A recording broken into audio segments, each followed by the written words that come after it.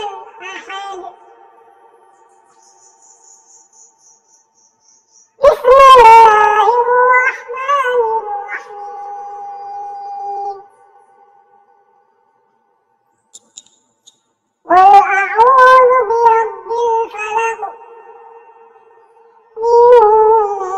شر ما خلق ومن شر غاسق إذا وقب ومن شر النفاثات في العقد ومن